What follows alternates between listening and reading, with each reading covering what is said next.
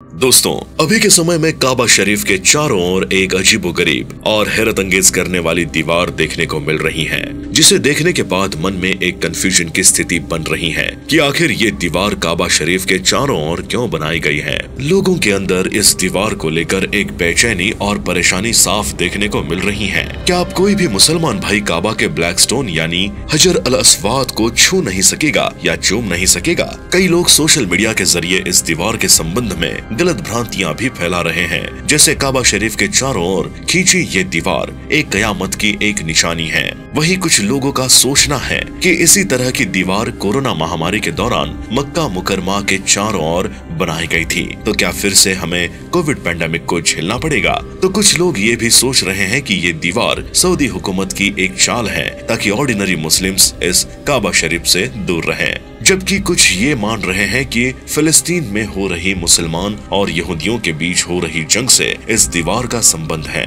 तो आज के वीडियो में हम इन सभी प्रश्नों के जवाब ढूंढेंगे, बताएंगे कि आखिर क्यों काबा के चारों ओर ये दीवार बनाई गई है।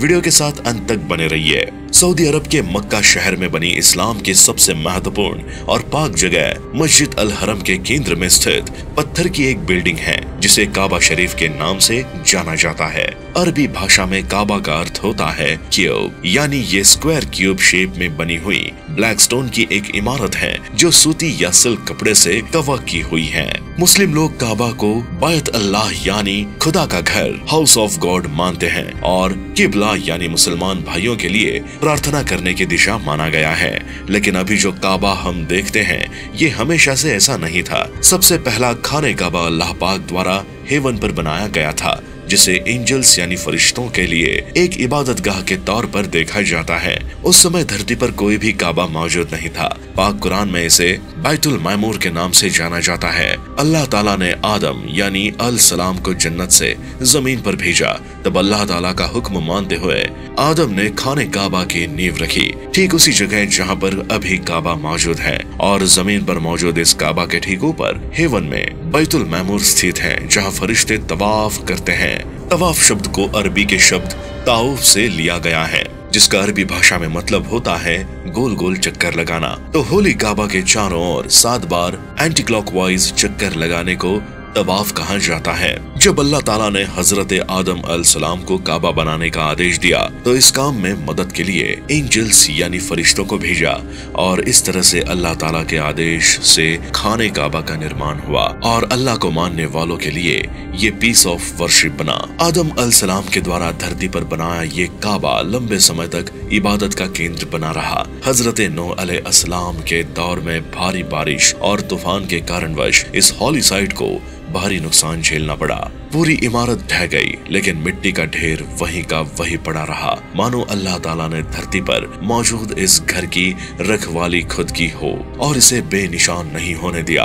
हजरत इब्राहिम ने अपने बेटे इस्माइल की मदद से काबा को रिकंस्ट्रक्ट करने का काम शुरू किया। हालांकि प्रोफेट इब्राहिम के द्वारा बनाया गया काबा वर्तमान में मौजूद काबा की बनावट से पूरी तरह से अलग था। अभी की बात करें तो काबा एक क्यूब बिल्डिंग के तौर पर नजर आता है, लेकिन जब हजरत इब्राहिम अलैहिस्सलाम ने काबा का निर्माण किया तो वो रेक्टेंगल बिल्डिंग के शेप में था, जिसमें ऊपर की तरफ कोई छत मौजूद नहीं था।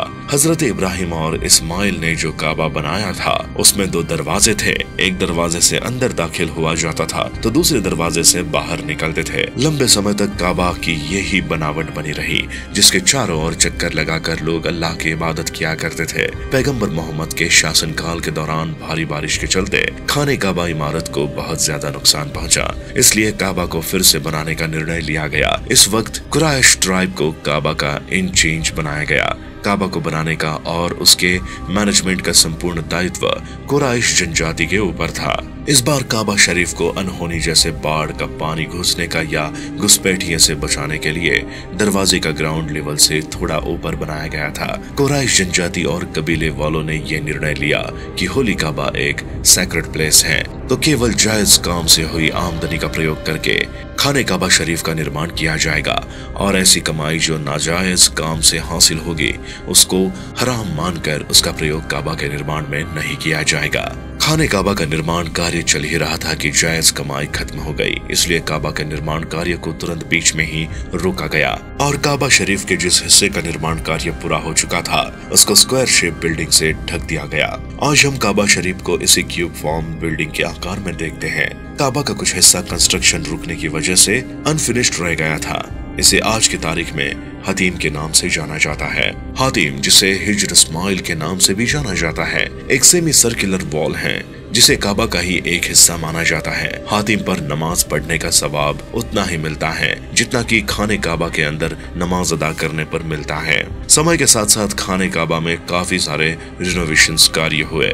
जब कभी काबा में मरम्मत या रिनोवेशन का कार्य किया जाता है तो काबा के अंदर होने वाले तवाफ और इबादत जैसे अन्य दूसरे रिचुअल्स को सामान्य तरीके से जारी रखा जाता है। इबादत, तवाफ और नमाज को मरम्मत के चलते कभी बंद नहीं किया गया, यानी कुल मिलाकर किसी भी समय इबादत के कार्य को बंद नहीं किया जाता है। कोरोना पैंडेमिक के दौरान जब सोशल डिस्टेंसिंग का काफी ज्यादा ध्यान रखा गया तब नमाजियों का मस्जिद के अंदर आना पाबंद कर दिया गया था। तब ऐसी ही एक विचित्र दीवार खाने काबा के चारों ओर खींची गई थी जिसका उद्देश्य लोगों को एक दूसरे से एक डिस्टेंस पर रखना था। लेकिन अभी जो खाने काबा के चारों ओर दीवार देखी गई है, इसको बनाने का असली मकसद क्या है, वो इतनी विचित्र क्यों है? तो दोस्तों मैं आपको बता दूं कि ये दीवार सीमेंट, पत्थर और बजरी से बनने वाली कोई परमानेंट वॉल नहीं है, बल्कि ये एक टेम्पररी वॉल है जिसे मोटे कपड़े से बनाया गया है। तो आपको बता दें कि खाने काबा शरीफ के चारों ओर बनाई गई ये टेम्पररी वॉल किसी कोविड पैंडेमिक के संकट को नहीं बताती है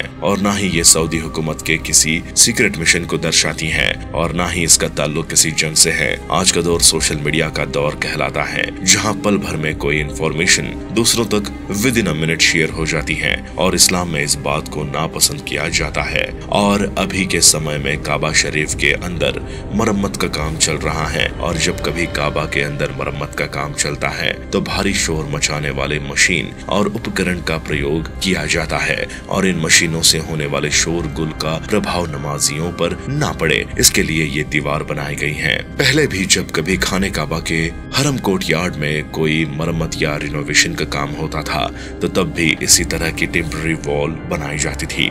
लेकिन आप सोच रहे होंगे कि अभी खाने काबा के अंदर कौन सा मरम्मत का काम चल रहा है। समय के साथ और मौसमी परिवर्तन के चलते काबा के अंदर बिल्डिंग, कारपेट या फाउंडेशन पर मरम्मत का काम करना पड़ता है। इसके अलावा कई मुस्लिम हज यात्री लैक ऑफ नॉलेज के कारण काबा के कवर के धागे को कैंची या चाकू से काटकर अपने साथ ले जाते हैं और ऐसा करने के पीछे उनका उद्देश्य ये होता है कि काबा के चारों ओर लिपटे कपड़े के धागे को आशीर्वाद स्वरूप मानकर अपने पास रख लेते हैं। और हर वर्ष हज यात्रा के दौरान साल में एक बार खाने काबा के कवर को चेंज किया जाता है, इसलिए भी कई बार काबा के चारों ओर मरम्मत का काम करना पड़ता है। तो कुल मिलाकर सऊदी हुकूमत के द्वारा काबा के चारों ओर बनाई गई ये दीवार बस इस कारण से बनाई गई है कि मरम्मत के दौरान नमाजियों को किसी खलल या परेशानी से ना गुजरना पड़े और नमाज एवं इबादत का काम वैसा ही चलता रहे जैसा हमेशा से करते आए हैं।